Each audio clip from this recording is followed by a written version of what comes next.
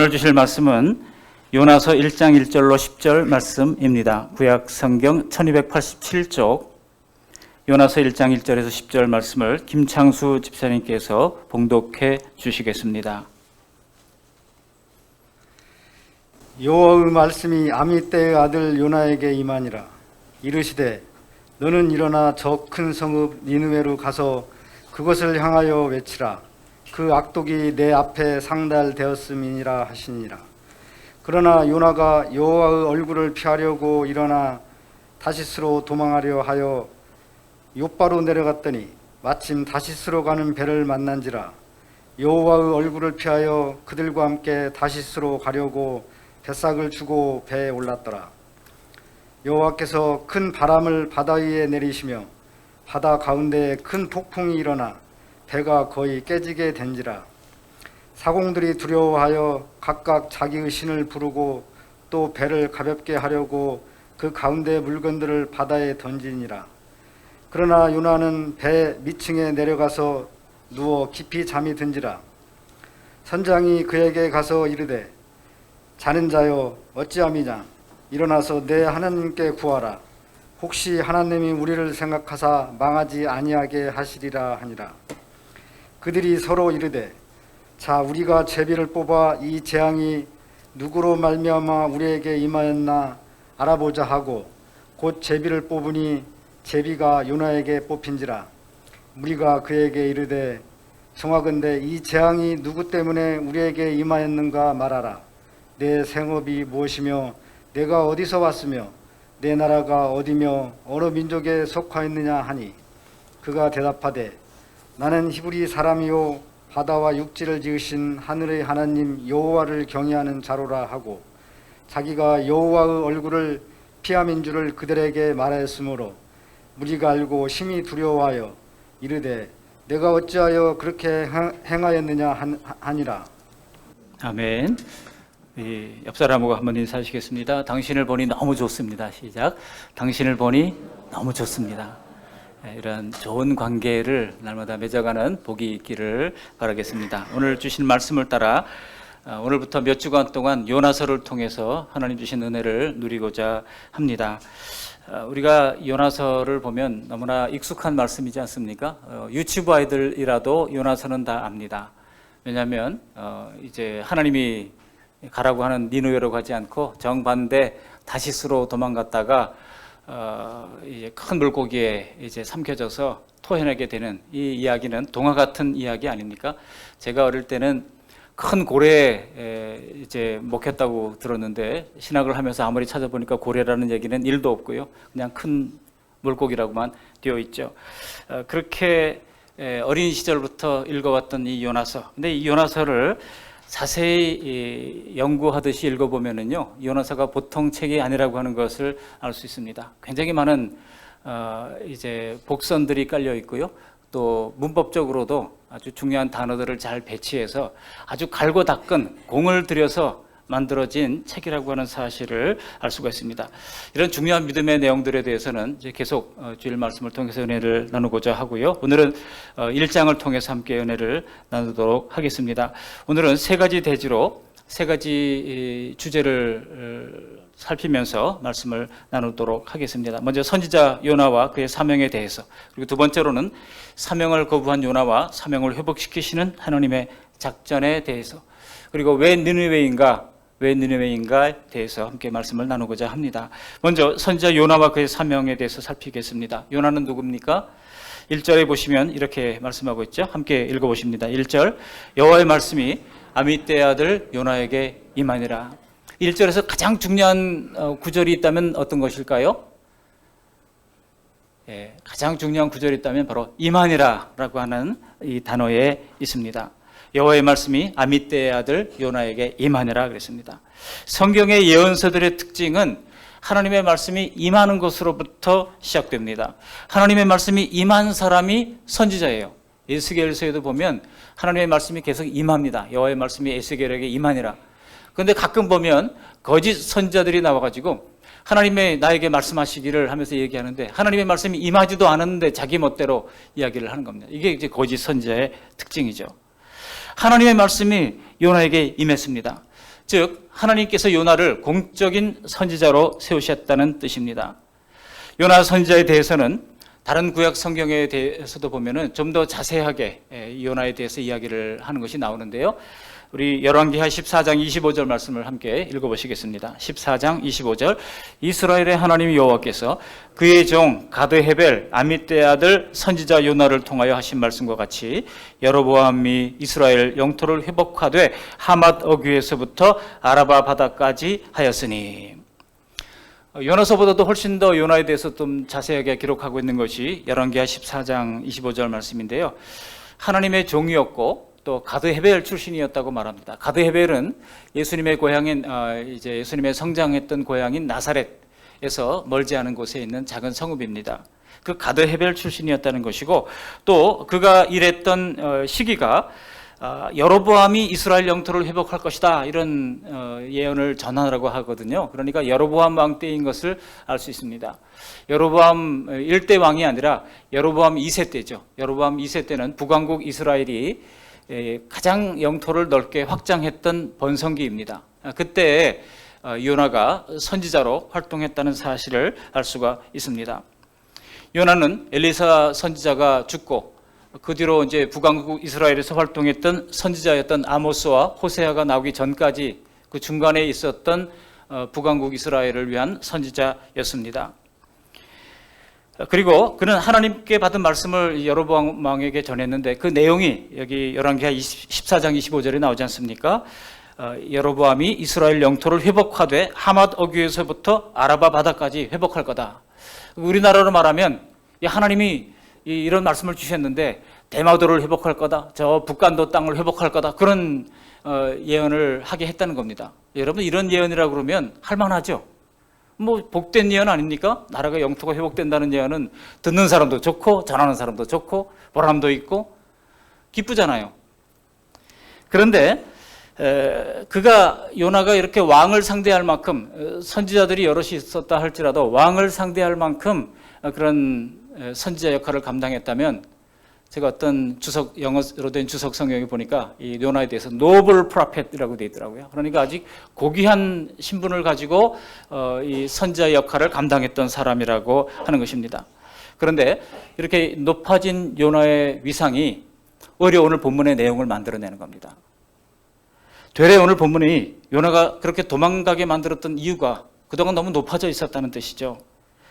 오늘 본문에 나타나는 요나의 새로운 사명을 보시겠습니다. 하나님께서는 요나에게 새로운 사명을 주시는데 그 사명은요, 처음에 여로보암 왕 앞에 나가서 이제 나라가 이렇게 회복될 겁니다. 그 예언하고는 천지차이의 예언입니다.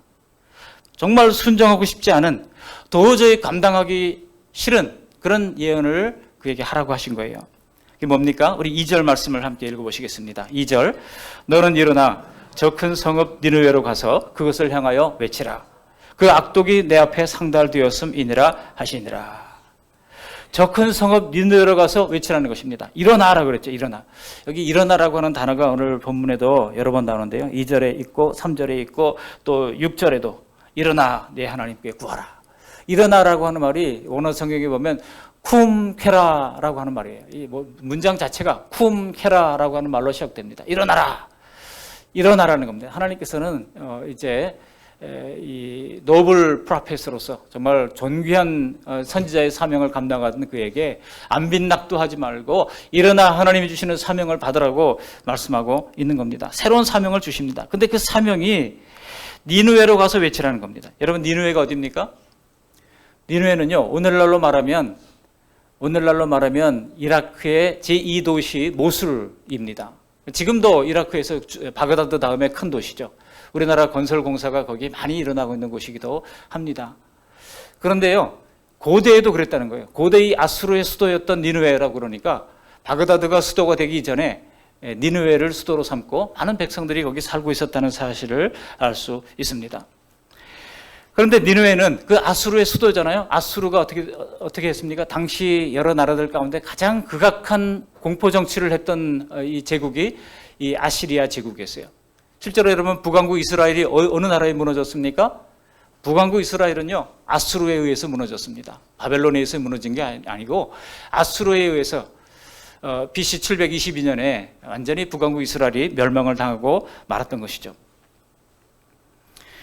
그러니까 원수의 나라 아수르의 수도 그 니느웨로 가가지고 회개의 말씀을 선포하라는 것입니다.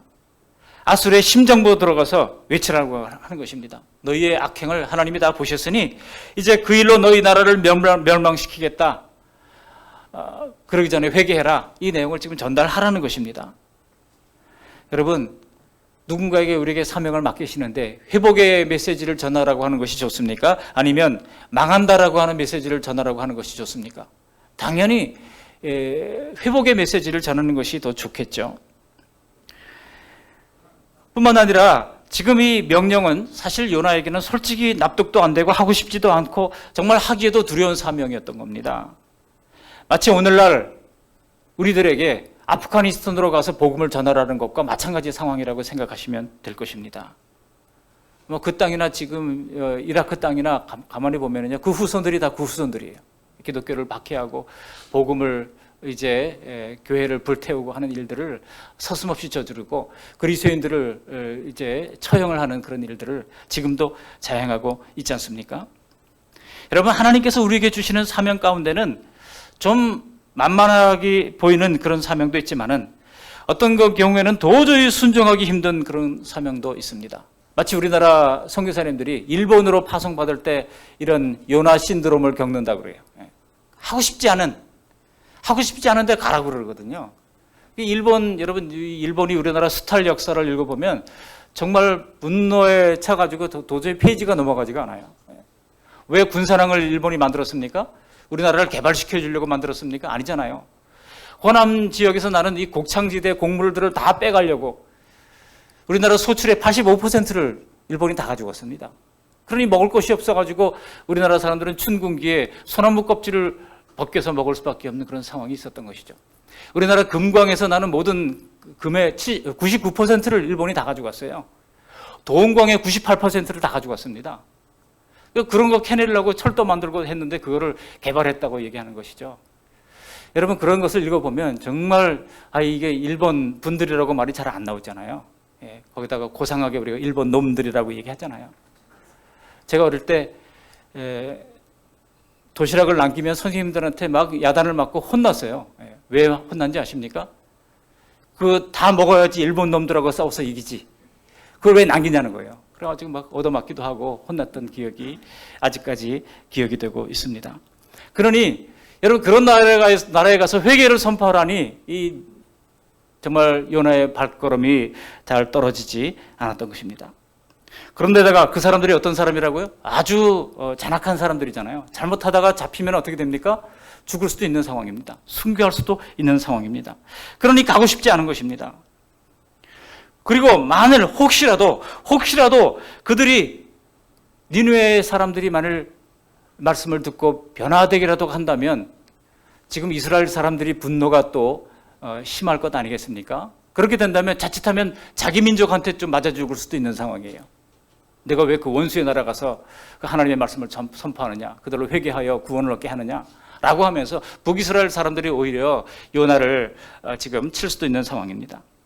정말 하나님께서 하라고 하는 이 일을 감당하기가 너무너무도 싫었던 것입니다. 여러분, 우리도 그럴 때가 있지 않습니까? 어떤 명령은 좀 하고 싶은 것도 있지만 어떤 명령은 도저히 순종하기 힘든 것도 있습니다. 예를 들어 어떤 특정한 죄를 끊으라고 할 때 그거 쉽지 않죠. 또 어떤 껄끄러운 사람을 용서하고 용납하라고 받아주라고 할 때 그거는 진짜 순종하고 싶지 않습니다. 하나님의 뜻과 내 뜻이 좀 비슷할 때는 그래도 순종하고 싶은데, 그러나 하나님의 뜻이 내 생각과 다를 때 그걸 순종하려고 해보면 금세 우리가 깨달아지는 것은 내가 이렇게 고집이 센 사람이구나. 우리가 얼마나 염소처럼 하나님 앞에 버티는 존재인지를 금방 알 수 있게 되는 것입니다. 처음에 하나님이 니느웨를 심판하시겠다고 하신 이유가 무엇입니까? 그들이 하나님을 믿지 않기 때문에 심판하신다는 게 아니에요. 이런 악독이 얼마나 잔인하게 사람들을 죽이고 얼마나 연약한 사람들을 끔찍하게 그들을 다루었는지 하나님이 그 악독이 하나님께까지 들려졌기 때문이라고 말씀하고 있는 것입니다. 그들이 안 믿어서 심판을 하신다고 하는 것이 아닙니다. 약한 나라들을 파괴하고 무수한 생명을 잔인한 방법으로 살상했고 또 그들이 가진 모든 소유를 요즘 말로 광탈했다 그러더라고요. 광탈하고 그랬다는 겁니다. 마치 IS나 탈레반처럼 그렇게 했다는 뜻이겠죠. 여러분, 물론 내적으로도 수많은 범죄들이 있을 겁니다. 인륜을 어기는 타락들이 있었습니다. 우리가 종종 복음을 증거할 때 예수 믿지 않으면 지옥 간다고 전도하기도 하는데요. 근데 그것은 사실 오해의 소지가 있습니다. 왜냐하면 실은 그 사람들이 예수님을 안 믿어서 심판을 받는 것이 아니고 그 이전에 먼저 자기 죄 때문에 심판을 받는 겁니다. 한갓 피조물인 인간이 명백히 존재를 드러내시는 하나님을 두려워하지 않고 평생 악을 행한 것에 대한 죄값을 치르게 되는 것입니다. 그런데 예수님을 믿는 우리가 심판을 면하게 된 것은 왜입니까? 바로 예수님께서 나의 그 큰 죄값들을 대신해서 십자가 피를 흘려서 속죄의 죽음을 주고 주셨기 때문입니다. 여러분, 죄가 얼마나 무섭다고요? 우리 독생자 예수님을 죽여서까지라도 우리의 죄를 대속할 만큼 우리 죄가 무서운 것이라고 하는 것입니다. 요한복음에서 우리 예수님이 말씀하셨죠? 우리가 요한복음 3장 16절은 너무나 좋아합니다만 그 뒤에 있는 말씀들을 간과하는 경우들이 많습니다. 요한복음 3장 18절 말씀을 함께 읽어보시겠습니다. 그를 믿는 자는 심판을 받지 아니하는 것이요 믿지 아니하는 자는 하나님의 독생자의 이름을 믿지 아니하므로 벌써 심판을 받은 것이니라. 여기 18절에서 강조해야 할 단어가 있다면 벌써라는 거예요. 예수를 믿지 않으면 벌써 심판을 받았다는 겁니다.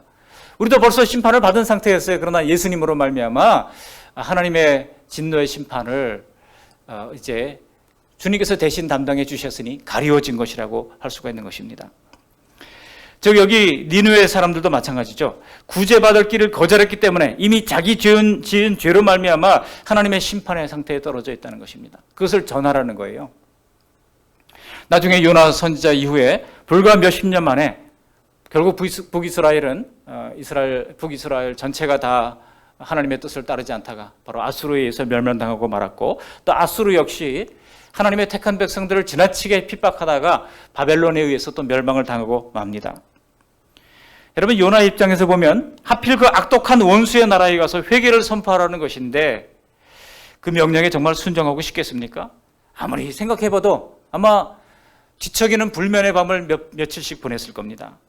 아무리 생각해봐도 요나에게는 이거 이러나 저러나 최악의 상황에 직면할 것이 뻔한 것입니다. 만약 요나가 니느웨로 가서 회개하라고 외치다가 잘못되면 아수르 사람들에게 붙잡혀서 끔찍한 순교를 당할지도 있습니다. 그리고 혹시 만에 하나 니느웨가 회개해서 하나님께로 돌아온다면 이스라엘 민족의 분노를 또한 어떻게 감당할 수가 있겠습니까? 요나에게는요, 생각할수록 하나님께 화가 나는 사명이었을 것이 분명합니다. 정말 요나서를 우리가 찬찬히 읽어보시면 요나의 입장을 이해하려고 읽어보시면은요, 요나의 흔들리는 심정이 막 느껴집니다. 마치 하나님이 뭐 이런 식으로 일을 하시나? 라고 하는 그런 질문을 하는 것처럼 생각이 됩니다. 결국 요나는 어떻게 합니까? 하나님을 따르지 않기로 작정을 합니다. 그리고 짐을 꾸려서 아수르의 수도 니느웨와는 정반대 방향으로 도피를 하게 됩니다. 사실 북왕국 이스라엘의 수도인 사마리아에서 아수르 수도 니느웨까지는 대략 한 500km 정도, 또 육로로 500km를 가면 되는 거리입니다. 그런데 요나가 간 거리가 정반대 방향으로 가는 배를 타게 된 거예요. 어디로 갑니까? 이 다시스로 가게 되는데, 이 다시스는 지도에서 보시는 것처럼 지중해 끝자락 스페인 남부에 있는 작은 항구 도시입니다. 그러나 거기에 금은 보화가 가득해가지고 에스겔서에 보면은 각종 보화가 풍부해가지고 많은 배들이 드나들면서 금을 실어 나르던 그런 무역의 중심지이기도 했습니다. 그런데 이 욥바 항구에서 이스라엘의 욥바 항구는 시돈에서 좀 더 위쪽에 있거든요. 북이스라엘 경계에 있으니까 그 욥바 항구에서 이 다시스까지는 거리상으로 약 4,000km 정도 됩니다. 몇 킬로라고요? 4,000km. 하나님이 500km 동쪽으로 가라고 그랬는데 정반대로 4,000km나 먼 서쪽으로 도망가고 있는 상황입니다. 대체 요나는 왜 이렇게 먼 곳으로 도망하려고 했겠습니까? 3절에 보시면 여호와의 얼굴을 피하려 했다고 말씀하고 있습니다. 우리 3절 말씀 함께 읽어보십니다. 3절. 그러나 요나가 여호와의 얼굴을 피하려고 일어나 다시스로 도망하려 하여 욥바로 내려갔더니 마침 다시스로 가는 배를 만난지라. 여호와의 얼굴을 피하여 그들과 함께 다시스로 가려고 뱃삭을 주고 배에 올랐더라. 거기 두 번이나 강조하고 있는 단어가 있는데 바로 여호와의 얼굴을 피했다는 것입니다. 여호와의 얼굴을 피하려고 일어나 다시스로 도망했습니다. 또 여호와의 얼굴을 피하여 그 사람들과 함께 뱃삭을 주고, 여러분 4,000km나 고대에 가는 그 먼 거리 여행을 한다면 뱃삭이 얼마나 비쌌겠습니까? 뭐 잠깐 관광 유람하는 정도가 아니었겠죠. 많은 비용을 내고 그가 다시스로 가는 배에 오르게 된 것입니다. 그러니까 잠시 도피하려고 한 것이 아니라고 하는 얘기입니다. 잠시 도피하려고 한 것이 아니라 아예 하나님의 얼굴을 안 보기로 작정했다는 뜻입니다. 이제 선지자의 사명도 다 접고 하나님을 잊어버리고 살아가겠다고 하는 그런 자세로 세상의 끝 머나먼 다시스로 떠난 것입니다. 하나님이 못 찾으시게 하려고 하는 것이 아니라 아주 먼 곳으로 가서 아예 하나님을 잊어버리고 살겠다는 뜻입니다. 여러분 혹시 우리에게도 가끔 하나님의 손을 벗어나고픈 그런 생각이 들 때가 없으시던가요? 너무나 힘들면 그럴 때가 있습니다. 그러나 그것은 인간의 본성 속에 들어가 있는 바로 죄의 DNA입니다. 우리는 다 죄성을 가지고 있는 사람들입니다. 그러므로 혹시 그런 생각이 들 때 우리가 화들짝 놀랄 필요가 없어요. 원래 내가 죄인이지. 확인하면 되는 것입니다. 우리가 원래 하나님의 얼굴을 안 보고 살려고 하던 사람들은 아닙니까? 세상을 둘러보시면 하나님 없이도 잘 살아가는 사람들이 너무나 많은 것 같습니다. 어쩌면 우리도 똑같이 그랬던 사람들이기도 합니다. 그래서 지금도 적당한 핑계거리만 있으면 당장이라도 하나님의 손을 벗어나고 싶은 그런 죄성을 가진 사람들입니다. 매일 하나님 없는 사람들 속에서 하나님과 관계없는 일만 하면서 살다 보면 하나님이 없다는 것이 아무런 불편함도 없고 자연스러워지는 것입니다. 지금 우리가 보이지 않는 하나님을 계속 믿고 예수님을 주인으로 믿고 섬기며 따른다고 하는 것은 이건 보통 기적이 아닙니다. 기적 중의 기적이에요. 우리 옆 사람에게 이렇게 한번 인사해 보시겠습니다. 기적 중의 기적입니다. 시작. 기적 중의 기적입니다. 네. 아니에요? 여러분 어떻게 예수 믿고 어떻게 구원받고 어떻게 하나님의 교회를 이렇게 예배하면서 나오고 있습니까? 이거 보통 기적이 아닌 것입니다. 성령께서 우리 영에 하나님의 마음을 새겨주지 않는다고 하면 열심히 신앙생활을 하는 것 같다가도 시험이 오면은 이게 다 뭔가 싶은 생각이 들고 회의감과 무력감에 떨어지게 되는 것입니다. 요즘요 골석교인이라고 하는 말이 있다고 그래요. 골석교인이 뭔지 아십니까? 교회 등록 명부에는 분명히 있지만은 예배에 나오지 않는 사람들입니다. 그러니까 얼굴을 몰라요. 지금 2년째 거의 계속해서 코로나가 진행되면서 사람들은 이제 골석교인이 우리 교회도 있는 것 같아요. 그냥 집에서 뭐 줌으로 회의를 해도 요즘은 옛날에 처음에 줌으로 이제 뭐 회의 같은 것을 할 때 다 책상에 똑바로 앉아가지고 옷을 단장하게 입고 거울도 보면서 이렇게 화면을 비춰가면서 했는데요. 요즘 회의 들어가 보면 전부 다 화면이 얼굴이 안 나와요. 화면 좀 비춰주세요. 그러면 안 돼요. 뭐 세수를 안 해서 그러고 뭐 이제 아마도 침대에 누워서 이제 보고 있을지도 모르죠. 아주 가장 편안한 자세로 지금 비대면 회의도 하고 이런 시대에 살고 있습니다. 비대면 세미나도 하고. 여러분 성령께서 함께하지 않으면 우리는 자꾸 하나님의 교회 공동체를 멀어질 수밖에 없는 것입니다. 지금 교회에서 코로나가 끝난 이후에 이 골석 교인의 수가 30% 정도가 될 것이라고 예상을 하고 있습니다. 2020년을 기준으로 BC와 AC로 나눈다 그러잖아요. 비포 코로나와 아프터 코로나로 나눈다고 하는데 모든 분야에 있어서 코로나 이전과 코로나 이후의 삶이 완전히 달라진다는 뜻입니다. 그런데 교회도 그것을 피해갈 수가 없다는 것입니다. 오랫동안 공동체를 떠나서 일반 사람들끼리 하고 살다 보면 그게 정상 같은 생각이 드는 겁니다. 요나가 그런 세상으로 떠나서 하나님 부담 없이 살고자 했다는 것입니다. 여기 3절 하반절에 보면 그런 복선이 깔려있죠. 그리고 화면을 다시 한번 읽어보실까요? 3절 하반절. 마침 다시스로 가는 배를 만난지라 여호와의 얼굴을 피하여 그들과 함께 다시스로 가려고 뱃삭을 주고 배에 올랐더라. 사랑하는 성도 여러분, 우리도 하나님이 명하신 니느웨가 아니라 하나님의 간섭이 없는 다시스로 가려고 한다면 요나처럼 분명히 이런저런 핑계들이 다 있을 겁니다. 너 왜 갔냐? 그러면 마침 다시스로 가는 배가 있어서 그것도 하나의 핑계가 될 수 있어요. 야, 이상하다. 내가 다시스로 가려고 그랬는데 마침 거기 배가 있잖아. 마치 하나님이 막 계획하고 준비해 주신 것만 같아요.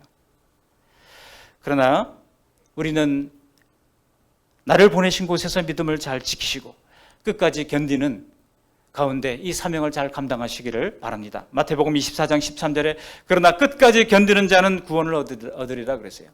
때로는 우리가 마음에 들지 않고 내가 하고 싶지 않은 일을 하나님이 맡기신다 할지라도 하나님이 보내신 그곳에 끝까지 인내하면서 사명을 잘 감당하는 우리 모두가 되시기를 바랍니다.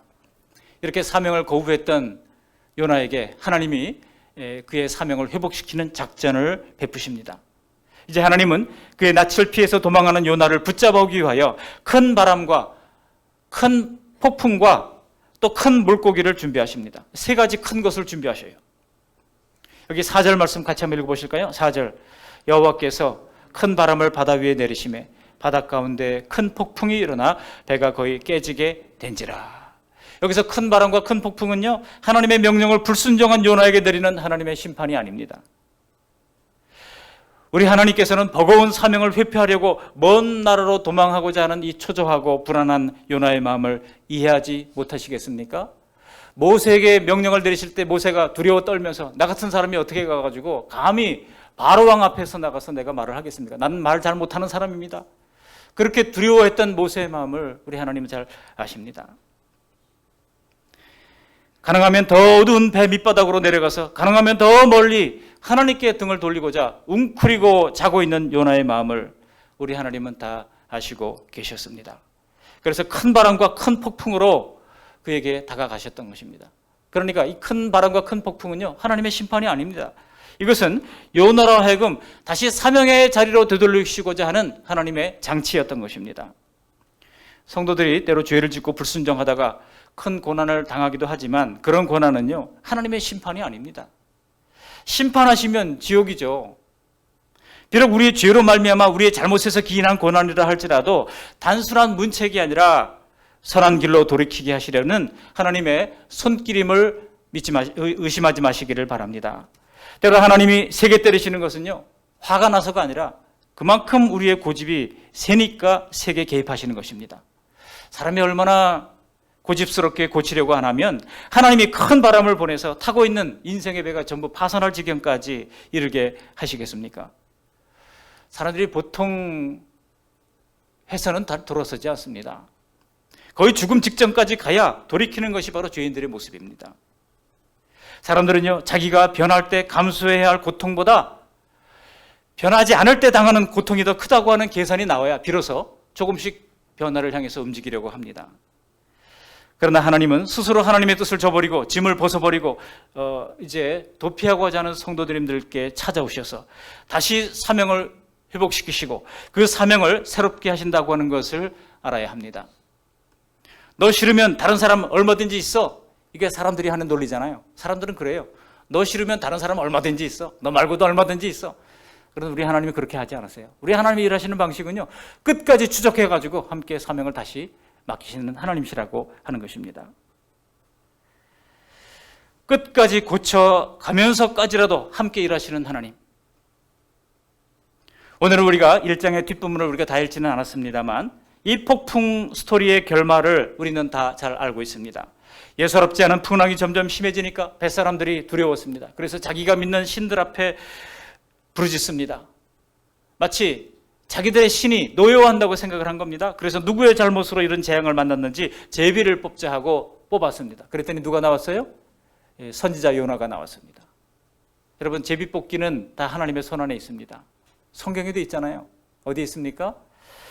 우리 잠언서 16장 33절 말씀을 함께 읽어보시겠습니다.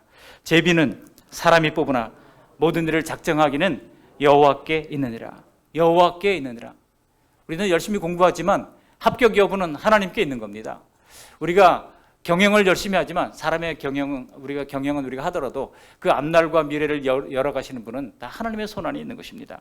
사람들이 복불복이라고 하는 것 안에도 다 하나님의 섭리가 개입되어 있는 것입니다. 요나의 자초지종을 들은 사람들이 어찌해야 하겠느냐라고 요나에게 물을 때 놀랍게도 요나가 뭐라고 그래요? 12절 보시면 자기를 바다에 집어 던지라고 그럽니다. 그러면 이 풍랑이 멎을 것이라고 이야기합니다. 그거 하고 싶은 사람이 누가 있겠습니까? 선원들이 끝까지 견디려고 하지만 도저히 안 되니까 마지막 수단으로 이제 요나를 바다에 던집니다. 그제서 폭풍이 곧 그쳤다고 말씀하고 있습니다. 근데 여러분, 여기서 왜 그렇게 요나가 얘기를 했는지 생각해 보셨습니까? 도대체 요나가 무슨 생각을 가지고 자신을 바다에 집어 던지라고 했을까요? 하나님이 불순종한 자신을 벌 주시려고 풍랑을 일으키셨다면 당연히 그 앞에서 하나님, 제가 잘못했습니다, 회개하고 돌아가면 되는 것이잖아요. 그런데 자기를 바다에 던지라는 겁니다. 여러분, 이거는요 차라리 그냥 바다에 빠져 죽겠다는 겁니다. 죽을지언정 니느웨로는 절대로 못 가겠다는 뜻입니다. 이런 완고집이 어디 있습니까? 이걸 좀 고상한 말로 하면 똥꼬집이라고 그래요. 이런 똥꼬집이 어디 있습니까? 요나가 선지자로 부름을 받았지만 정말 하나님을 몰라도 너무나 모르고 있습니다. 나중에 뒤에도 보시면은요, 요나는 번번이 하나님을 협박합니다. 이럴 바에 차라리 죽겠습니다. 죽겠다는 말을 여러 번 반복해요. 4장으로 넘어가면 4장 3절, 4장 8절 계속해서 죽겠다고 하는 말을 하는 것을 봅니다. 죄인들이 하나님을 향해 뻔뻔한 항변이 늘 그렇습니다. 하나님, 저한테 왜 이러시나요? 정말 이러시면 저 다 때려치울래요. 하나님, 제가 죽어버리면 속이 편하시겠습니까? 하나님, 저 이제부터 막 살 겁니다. 이렇게 하나님 앞에 우리가 으름장을 놓는 경우가 얼마나 많은지 모릅니다. 이런 걸 이문학적 용어로 땡깡이라고 합니다. 이런 땡깡이 얼마나 많은지 몰라요. 얼마나 다양한 태도로 우리가 하나님 앞에 이렇게 반항하는지 모릅니다. 우리가 택함받은 성도들이라고 하면 우리 하나님께서는 결코 우리를 하나님의 장중에서 놓지 않으십니다. 망가지고 싶어도 절대 내 생각대로 망가져지지를 않는 것이 이 성도의 안전입니다. 죽이실 생각이 있으셨다면 벌써 죽으셨겠죠. 근데 그게 아닌데 빠져 죽겠다는 요나를 위하여 하나님은 이미 큰 물고기 구조선을 준비해 놓으신 것입니다. 사랑하는 성도 여러분, 우리도 절망의 순간에 하나님이 보내주신 그 구조의 손길에 눈물이 났던 적이 얼마나 많습니까? 하나님이 우리를 이끄실 때도 큰 폭풍만 준비하는 것이 아니라 큰 구조선도 준비하신다. 우리에게 사명을 맡기셨다면 그 사명을 감당할 힘과 은혜와 지혜와 또 재물도 허락해 주신다. 사실을 믿으시기 바랍니다. 그럴 때 우리는 하나님을 더욱 신뢰하고 또 인내하면서 감당할 수가 있는 것입니다. 그런데요, 마지막 대주로 왜 하필이면 니느웨인가 하는 겁니다. 왜 하필이면 니느웨인가? 왜 하나님은 요나를 니느웨로 보내셔야만 했을까요? 여러분, 요나서는요, 하나님이 벌써 이 시대에도 이스라엘만 구원하려고 하는 하나님이 아니라 온 열방을 구원하시겠다고 하는 계획을 가지고 있었음을 드러낸 것입니다. 그래서 인류 구원을 성취하기 위하여 성도들이 해야 할 역할이 무엇인지를 요나서를 통하여 우리에게 알려주시는 것입니다. 하나님의 구원은 결코 이스라엘만을 위한 것이 아닙니다. 모든 나라를 위한 것이라고 하는 사실을 성경 도처에서 언급을 해 놓으셨던 것입니다. 로마 사람인 고넬료에게 복음을 전하게 하실 때 여러분, 고넬료에게 성령이 임하시는 것을 보고 베드로가 깜짝 놀랐다고 그러잖아요. 베드로가 깜짝 놀라가지고 당황했습니다. 아니 이방인에게도 성령이 내려? 이거 어떻게 된 거야? 하고 요한을 불러와가지고 같이 또 만나잖아요. 요한도 이제 이방인에게도 성령 내리시기로 하나님께서 작정하셨나 보다 깨닫고 돌아가서 그 얘기를 또 예루살렘에 보고를 하고요. 이렇게 난리 소동을 치는 것을 볼 수가 있습니다. 그러니까 예수님의 제자들조차도 이방인들에게도 구원이 있다는 사실을 그들이 새까맣게 모르고 있었다는 겁니다. 분명히 오늘날 이 구약의 요나서를 통하여 하나님은 진즉에 이방인 죄인들도 구원하신다고 하는 것을 보여주신 것입니다. 저 아프가니스탄 땅에도 구원받을 백성이 있다고 하는 것을 하나님께서 보여주신 것입니다. 저 중국에도 구원받은 백성이 있다고 하는 것을 보여주신 거예요. 여러분, 지금 중국에서 기독교를 엄청나게 핍박하고 있죠. 우리 중국에 들어가 있는 우리 GMS 선교사님들이 전부 다 나왔습니다. 400여 명이 있었는데요. 전부 다 지금 나와서 이제 제주도에 본부를 두고 이제 제주도에 자유롭게 여행 오는 이 중국 사람들을 대상으로 제자 훈련하고 복음 선포하고 하는 일들을 하고 있는 가운데 있습니다. 굉장한 핍박이 지금 중국에서 일어나고 있죠. 어떤 교회에서는 삼자교회인데도 십자가를 떼고 거기다가 시진핑 사진을 걸어두는 그런 과잉 충성 이제 사람들도 있어서 어려움을 겪기도 합니다. 놀라운 것은 그렇게 핍박이 자행되면 자행될수록 중국의 성도들의 숫자는 더 늘어가고 있습니다. 지금 1억 명이 넘는 그리스도인들이 지하교회에서 열심히 기도하고 있고, 여러분, 세계 복음화는요 우리 1,000만 기독교인들이, 대한민국의 기독교인들이 감당할 것이 아니라 1억 명의 중국 기독교인들이 감당해야 할 일이에요. 이들을 통해서 하나님께서 크게 역사하실 겁니다. 여러분, 이미 출애굽 시대에도 하나님께서는 이스라엘을 제사장 나라로 부르신 겁니다. 제사장 나라가 무슨 뜻입니까? 다른 나라를 구원하기 위한 중재자라는 뜻 아닙니까? 너희만 구원하는 게 아니라 너희로 말미암아 다른 나라들도 구원하게 하신다고 하는 거예요. 어디 있을까요? 우리 출애굽기 19장 6절 말씀을 함께 읽어보시겠습니다. 너희가 내게 대하여 제사장 나라가 되며 거룩한 백성이 되리라. 너는 이 말을 이스라엘 자손에게 전할지니라. 그렇지만 이스라엘 백성들은 이 말을 받기를 힘들어했습니다. 감당치 못했습니다. 감당치 못하니까 호세아 선지자를 통하여 경고를 하십니다. 어떻게 경고하실까요? 호세아 4장 6절 말씀을 읽어보시겠습니다. 내 백성이 지식이 없으므로 망하는도다. 내가 지식을 버렸으니 나도 너를 버려 내 제사장이 되지 못하게 할 것이요 내가 내 하나님의 율법을 잊었으니 나도 내 자녀들을 잊어버리리라. 그렇죠? 우리가 잘 아는 대로 신약시대 베드로 사도도 이제 바로 우리가 바로 왕 같은 제사장이라고 나중에는 깨닫고 기록을 남기게 됩니다. 베드로전서 1장 9절 말씀을 함께 읽어보십니다.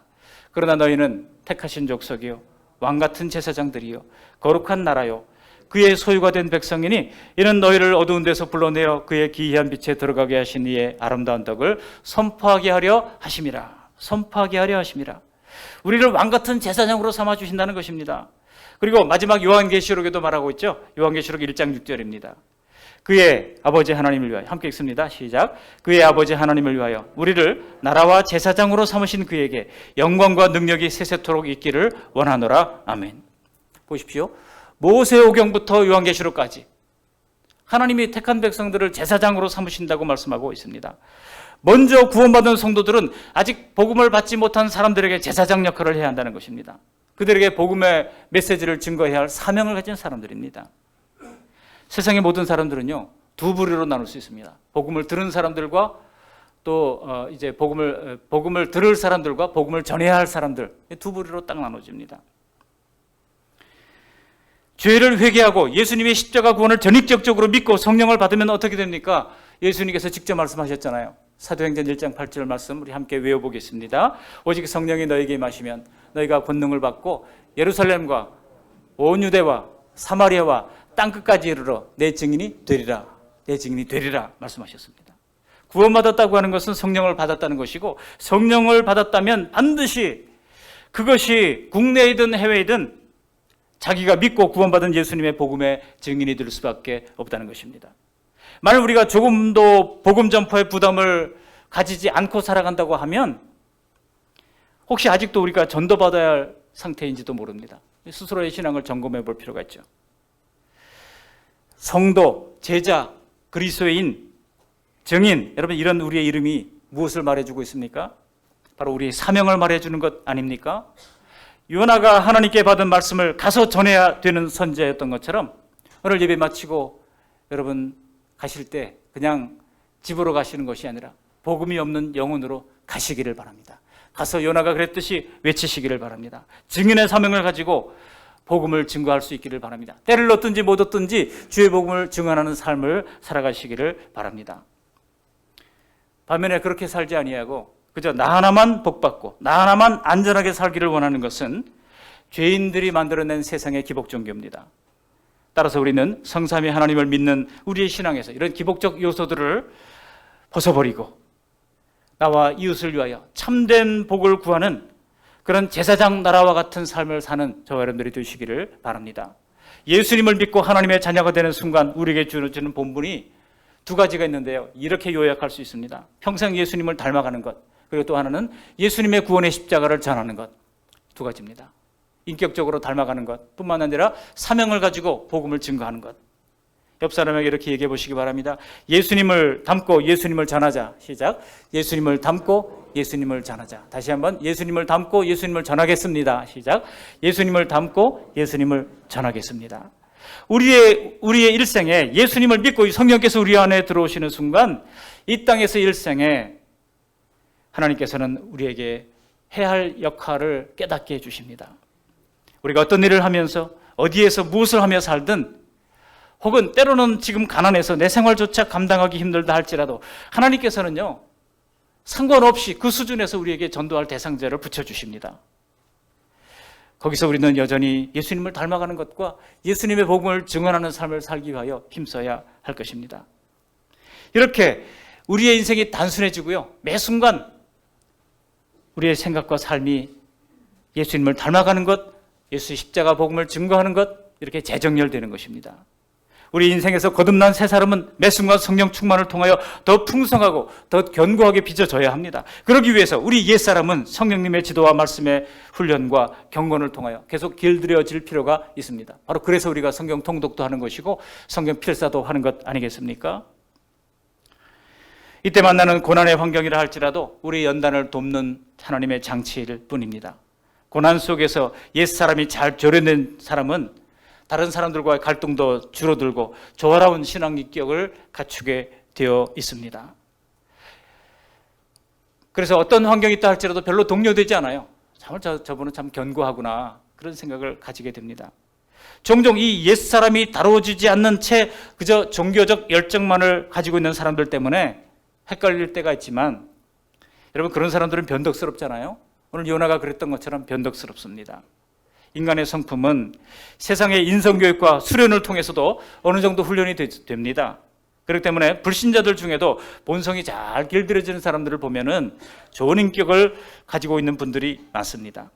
그러나 그렇다고 할지라도 그들이 죄성이 없어진 것은 아니기 때문에 어떤 형태로든 약한 부분에서 죄를 짓게 되어 있는 것입니다. 그러므로 요나가 그랬듯이 우리 성도들도 주님을 닮는 성화의 과정과 더불어서 복음 전파의 사명을 가지고 함께 갈 때 비로소 온전한 신자의 삶을 살게 되는 것입니다. 하나님은 우리가 바른 믿음과 인격으로 키워가실 때 세상을 향한 사명도 우리에게 맡기셔서 우리를 더 성숙의 길로 나가게 하시는 것입니다. 경기를 뛰지 않고 매일 훈련만 하는 선수하고 매일 경기의 스쿼드에 포함되는 선수하고 누가 더 실력이 늘겠습니까? 아무리 비싼 돈으로 사온 선수를 할지라도 맨날 후보 선수로만 있다 그러면 훈련만 하지 경기에 뛰지 않으면 어떻게 됩니까? 축구 선수들 보면 그렇잖아요. 감독의 의무가 그거잖아요. 지금 이 선수가 지금 당장 경기는 이겨야 되니까 최상의 스쿼드를 내보내가지고 이겨야 되겠지만 이제 차차기를 생각해야 되니까 그 젊은 선수들한테도 5분, 10분 이렇게 기회를 자꾸 주는 겁니다. 그래서 때가 되면 이제 실전 감각을 좀 더 익히면서 더 실력이 성장하게 만드는 것이죠. 여러분, 지금 내 부모가, 내 형제가 예수님의 십자가 대속을 받아들이지 않는다고 하면, 그래서 그들이 행한 대로 심판을 받게 된다면 우리가 어떻게 복음을 증거하지 않을 수 있겠습니까? 믿지 않는 이들이 행하고 있는 것이 어딘지 분명히 알고 있다면 사지로 향하는 그들을 방관만 하시겠습니까? 말씀을 맺습니다. 오늘 말씀을 통해서 하나님이 우리 각자에게 주어진 사명을 다 돌아보게 해줄 수 있기를 바랍니다. 여러분, 양화진에 가보시면, 우리 교회가 원래 양화진에 한번 가려고 계획을 했었는데 지금 계속 2년째 못하고 있습니다만, 이제 코로나가 좀 진정이 되면 버스를 대절해서 한번 가보려고 해요. 거기 보면 구한말, 미국에서, 프랑스에서, 호주에서 그렇게 20대 초반의 젊은이들이 이 조선 땅에, 세계에서 가장 가난한 나라였던 조선 땅에 와가지고 20대 초반에 콜레라로 죽고 그 자녀들도, 어린 자녀들도 다 죽어서 거기에 묻혀 있는 것을 볼 수 있습니다. 그들이 그렇게 이 땅에 와서 희생하지 않았다면, 그렇게 가난한 조선 땅에 와서 의료 기술을 이제 전달해주고, 우리나라의 최초의 앰뷸런스가요, 목포에 있는 이제 기독병원에, 거기 호주에서 온 선교사님들이 보니까 빨리 병원으로 가야 되는데 이 병원에 갈 수 있는 수단이 없는 겁니다. 달구지를 타고 가다가 달구지에서 죽는 거예요. 그러니까 이거를 호주에서 막 얘기를 해가지고 우리나라 최초의 앰뷸런스가 목포에 들어오더라고요. 이런 걸 보면 참 우리나라가 참 어려웠는데, 그때 이 선교사님들이 우리의 눈을 뜨게 했던 것 아니겠습니까? 그때 조선 땅에 와서 복음을 전해주지 않았다면 오늘의 한국교회가 있겠습니까? 우리에게 주신 복음과 삶의 복을 더 낮은 곳, 더 필요한 곳, 그것으로 계속 흘러가도록 흘려보낼 때에 하나님께서도 계속 공급해 주시리라 믿습니다. 우리가 돕는 모든 것과 또 우리가 함께 풍요로워지는 것이 하나님의 뜻입니다. 이 복되고 보람된 사명 앞에 우리가 믿음으로 반응하는 저와 여러분들이 다 되시기를 주님의 이름으로 축복합니다. 아멘. 고맙고 감사하신 하나님 아버지, 요나가 선지자로 받은 사명이 있었듯이 우리 각자에게도 하나님 맡기신 저마다의 사명이 있는 줄 믿습니다. 때로는 가슴 벅차고 보람 있는 사명도 있지만 때로는 인간의 짧은 생각으로 이해하기 힘든 사명을 만날 때라도, 그럴 때 오 하나님 아버지, 핑계를 찾기보다는 나를 보내신 그곳으로 가서 외치는 사명을 잘 감당하게 도와 주시옵소서. 때로는 하나님 주시는 큰 바람과 큰 풍랑도 심판의 바람과 풍랑이 아니라 끝까지 고쳐가시면서까지라도 함께 일하고자 하시는 하나님 아버지의 손길임을 겸손히 인정하게 하시고 다시 사명의 자리로 돌아가게 해 주시옵소서. 그리하여 나로 말미암아, 우리로 말미암아, 우리의 가정이, 우리의 지역사회가, 내가 속한 직장이, 그리고 땅끝까지 이르러 열방을 구원하고자 하는 하나님의 손에 귀한 쟁기가 될 수 있도록 도와주시옵소서. 십자가 위에서 사망 권세를 패하신 우리 구주 예수님의 이름으로 감사하며 기도합니다. 아멘.